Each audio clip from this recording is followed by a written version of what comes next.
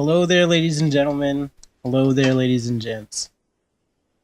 Evil Punk here, bringing you another helicopter tutorial, or in this case, a beginner's guide.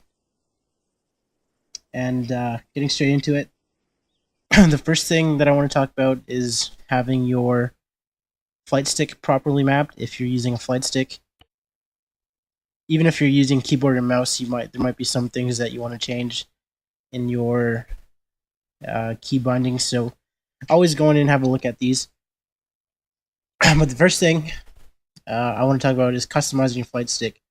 So once you have it activated, you can customize it, and you do that by going into customize on your flight stick. So once we're here, I'm gonna show you a secret. This took me far too long to figure out. The first time I set this up, I did it all by guessing, but you can do without the guesswork by clicking the show button. I didn't know this. I felt like an idiot when I found it. But by clicking the show button, these numbers now show what values you're adjusting on your flight stick. So, for instance, if I press my flight stick forward, you see this number changing, and that's showing me that if I were to adjust the sensitivity on this row, or the dead zone,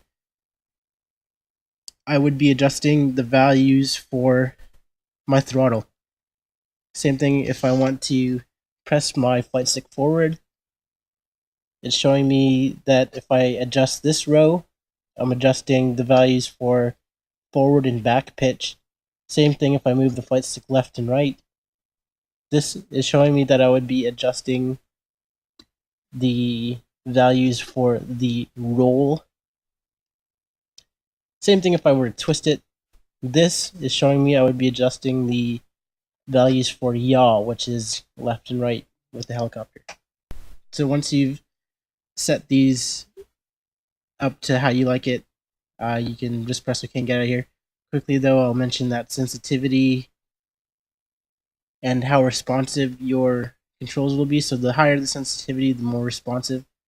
And dead zone, this basically means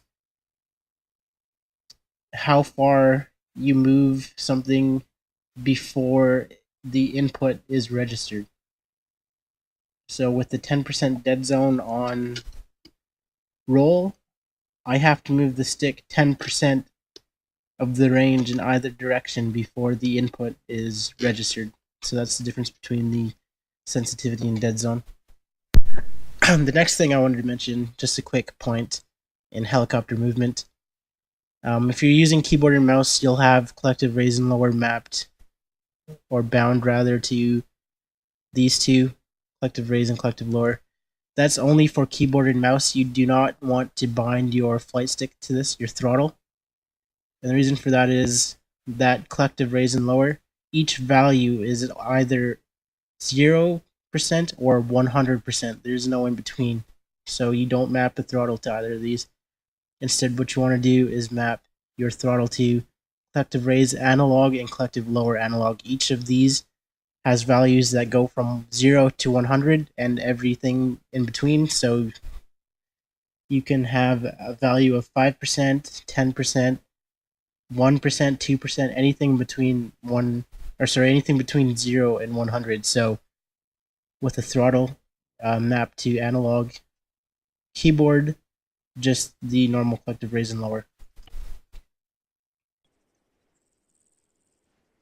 Now that we've got our controls in order, the first thing I want to mention about awareness is having your GPS open, and I believe the default key binding is right control M.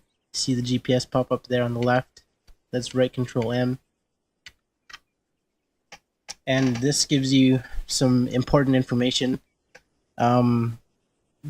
One thing it will tell you is time. So if you're looking on maps, and markers are timestamps, so if you're putting something on the map and somebody timestamps it, the GPS tells you the time. So there you have hours, minutes, and seconds in logical order. So, and then in the middle of the 0, that is your azimuth or bearing. So right now we're facing azimuth 0 or heading 0. And to the right of that, you have your grid coordinates. So it says 146 167. That is our grid coordinates. And that, very quickly, I'll just show you how grid coordinates work. So when you're looking at grid coordinates, or you're working with grid coordinates, if you're reading them off of the map, you always read the vertical row first, horizontal row second. So if we wanted to read our grid coordinates, we would read 146, this vertical line here. So you always read the grid you're reading will always be to the right of the line you're reading. So 146, we're to the right of that. That's the grid we're in, 146.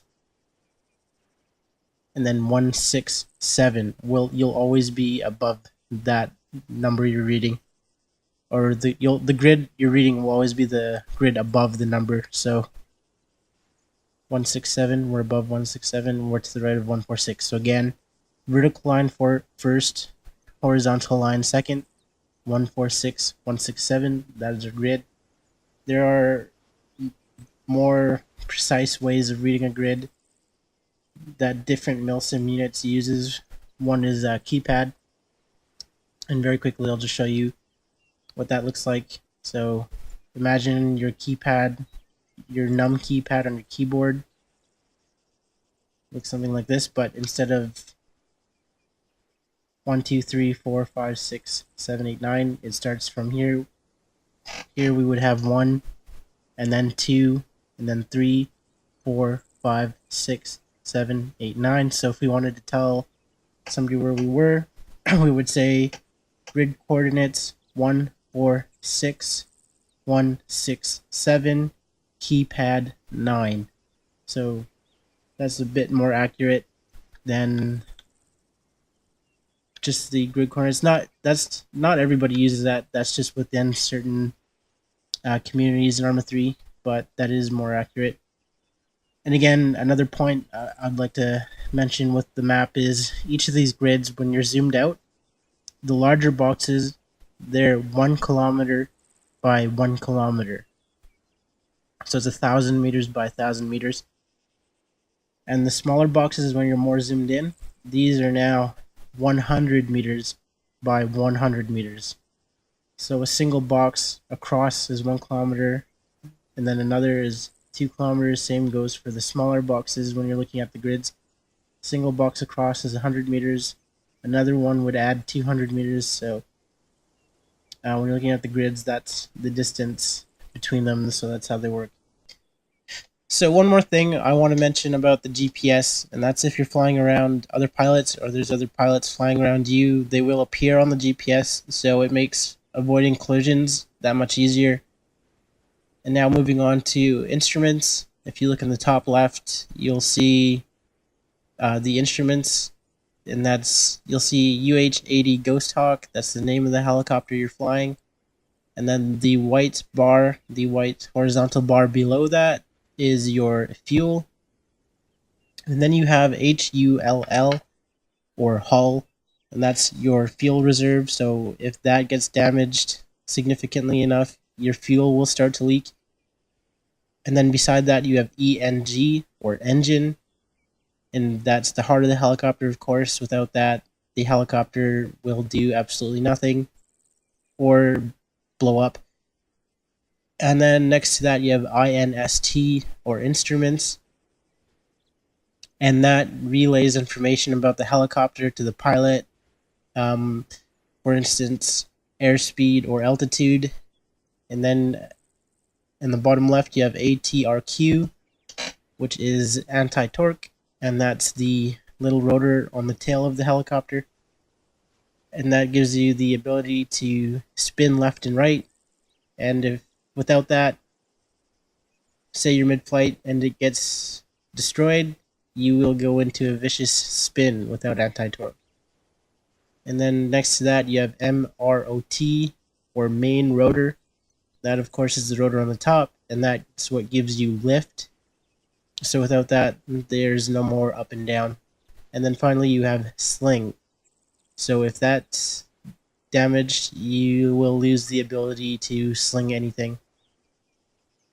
And then to the right of the instruments, you have your airspeed. Right now it's showing 0 kmh or 0 kilometers an hour. Below that, you have altitude. Right now it's showing 0 meters.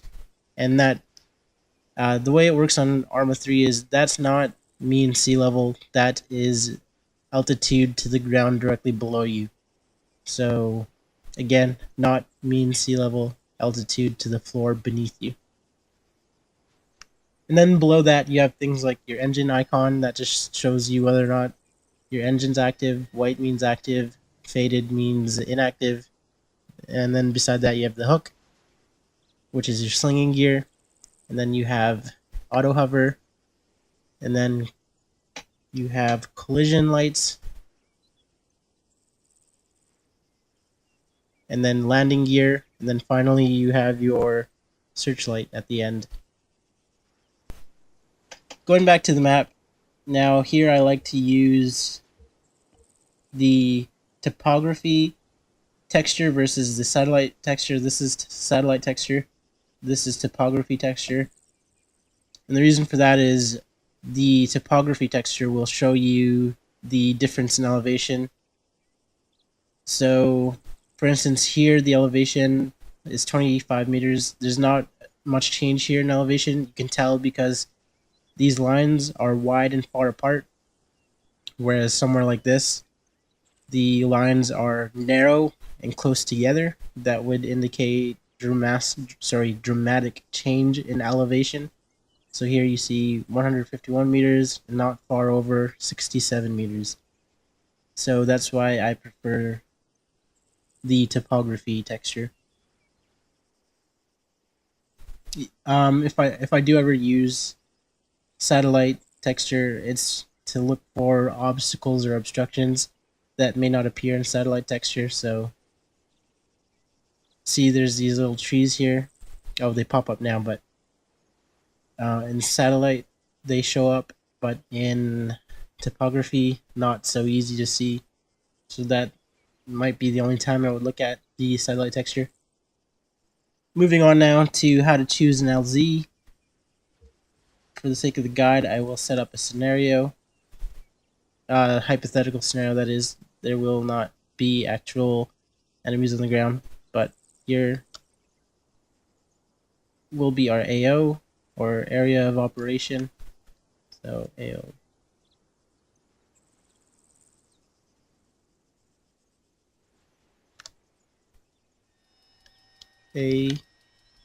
AO, or area of operation.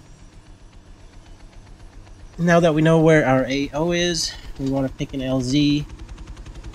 Now say somebody gets in your helicopter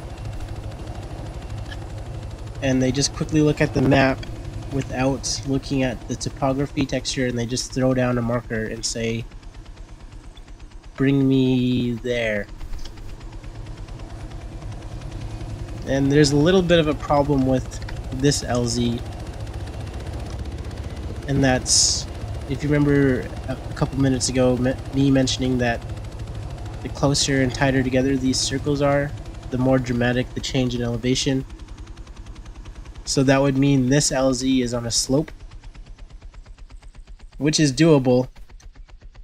You would have to do what's called a pivotal landing, and I'll go over that. But first I want to go over choosing a safe LZ. So playing it safe, we would say, I'll put you down here because it's flat here, and the reason we know it's flat is because the lines are wider and further apart. That would indicate to us that this is fairly flat. Now the next thing you want to look at is how to go about choosing a flight path. You might think it's easy as just going A to B, but the problem with A to B in this scenario is the AO has a fairly significant sightline on this flight path. I would say that's about 80% of the flight path is in the visual of the AO. And the reason we know that again is because we're using the topography map. So we can see that we're in the visual of the AO, and we know that because the enemies, they cannot look over the hill, unless of course they were on top of it, but for argument's sake, they're not. They're just in the factory area, so they can't look over the hill. They can, however, look around the hill. So that's how we know that this flight path is in direct view of the AO. And how do we know that there's a hill there? Again, it's topography. We can see the change in elevation here. Here, not so much, so they will have a fairly good sight line on this flight path. Again, that's about 80% of the flight path, so that's 80% risk. So to solve this, I might say we'll go north a bit, get out of that flight path, or sorry, get out of that field of view of the AO, and then head towards the LZ that we've chosen. So it might take a little bit longer, but that's less time in the sights of the enemies, which is exactly what you want. So again, quick overview. Here's our AO. Somebody wants to be dropped off here. Why do we not want to do that? Looking at the map, we can see that it's on a slope. Again, because the lines are close and tight together. So we decided we'll drop them off here because it's open. How do we know that? The lines are wider and further apart. It's flat. But we're not going to go directly from A to B. Why? Because they have a sight line on that flight path, 80% risk. So we decided we'll go north and then cut in. Again, we know that from looking at the topography, they can't look over the hill, but they can look around the hill. So now that we've got our LZ, our AO, and our flight path marked out, we can follow the flight path by using the GPS. Again, you don't have to mark it on the map every time. This sort of becomes second nature over time. So you would just look at the map and see that, okay, there's a hill here, I want to get behind that hill. So you don't have to draw it out like this. You can just, it becomes second nature. You'll get it the more you do it. So we want to follow our flight path, and we can do that quite easily by looking at our GPS. We can see our lines that we've drawn, and I thought I put a marker.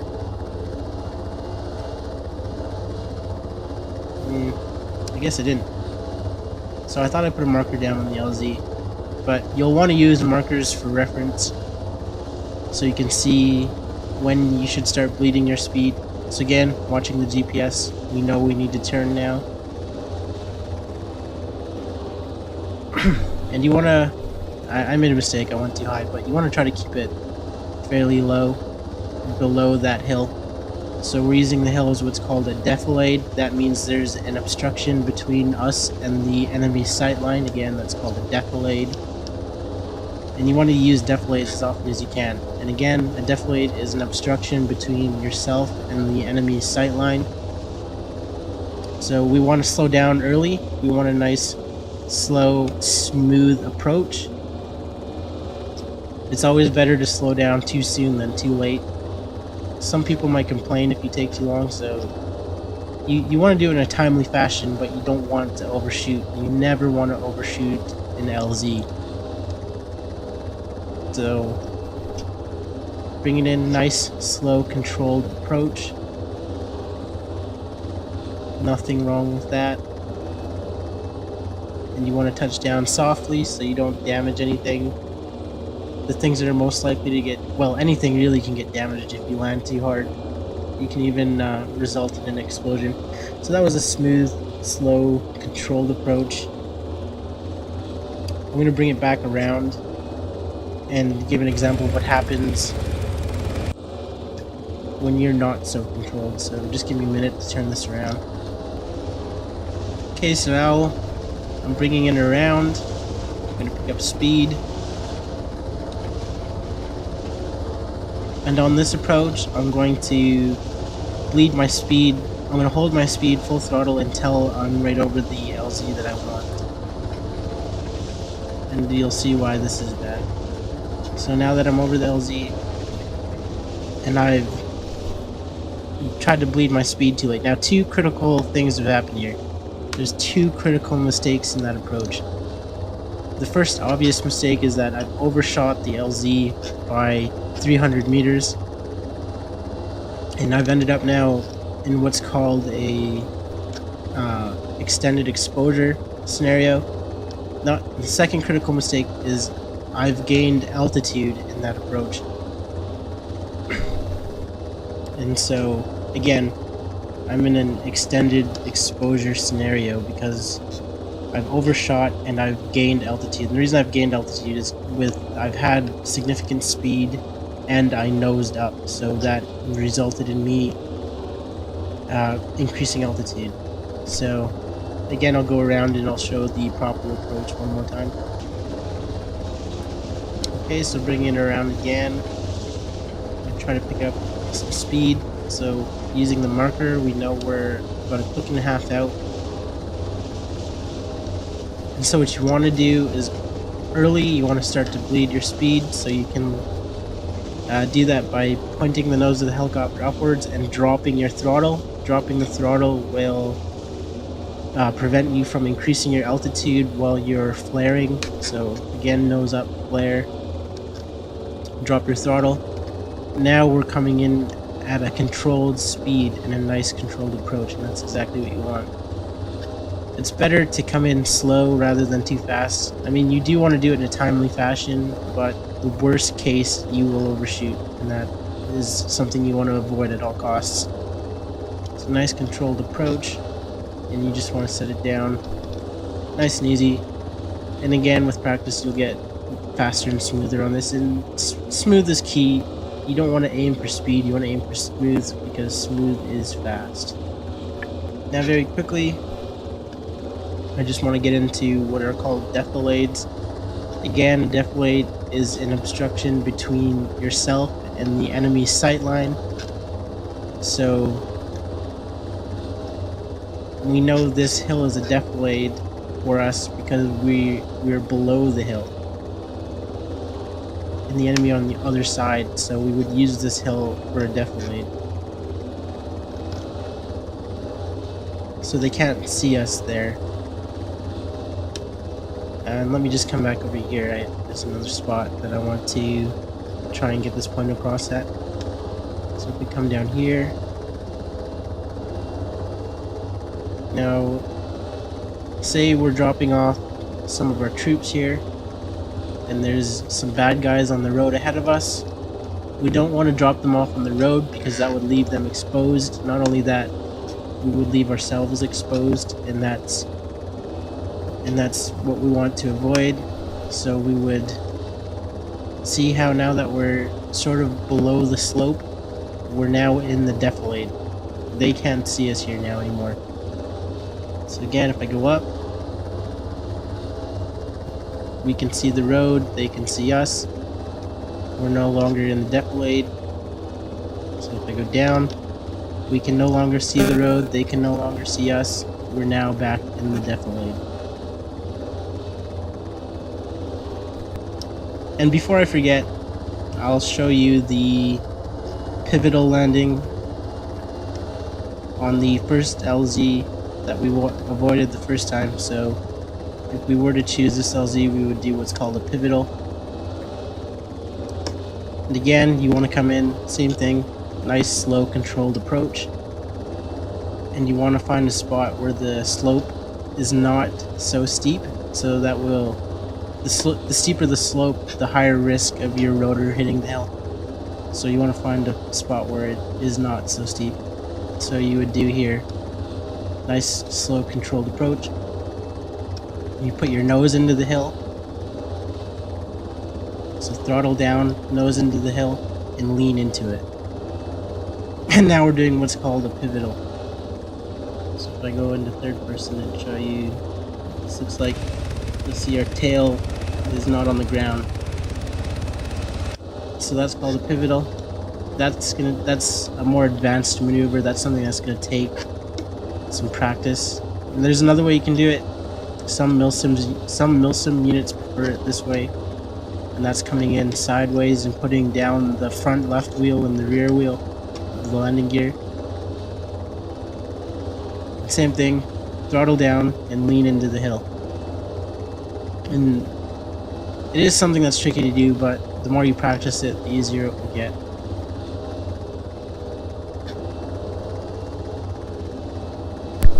Okay, one more thing that I want to go over very quickly, and that's how to choose an approach on your LZ. So let's say we want to land down here.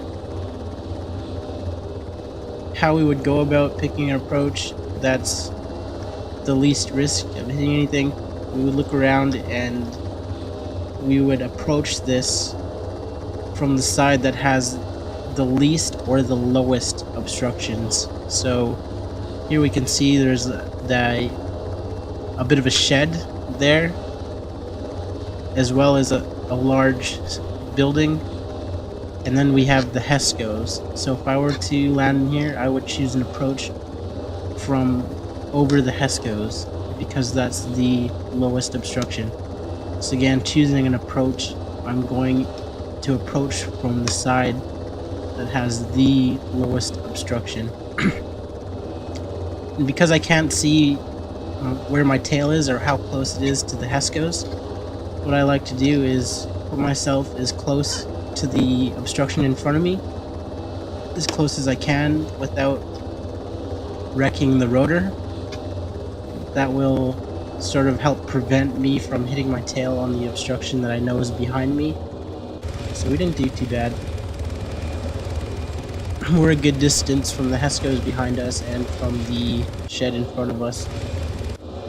So again, when you're choosing an approach, you want to choose the approach that has the lowest obstructions. And for this particular spot, it was coming in over the HESCOs, because we have the shed in front of us and the building on the right side.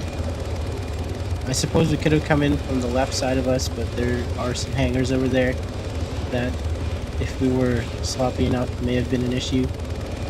And then approaching, because I can't see my tail, how far or how close it is to the HESCOs, I'm putting myself fairly close to the obstruction in front of me, but still a comfortable distance that I know I'm not going to hit the rotor. So that's it. I think that's it for this video. One last thing that I want to mention before I go is that, depending on how well received this video is, I may do an advanced guide. But again, that depends on how well this video is received. I mean, I might just do it anyway, but it would help to have some good feedback. And so that's my beginner's guide. Thank you very much for watching.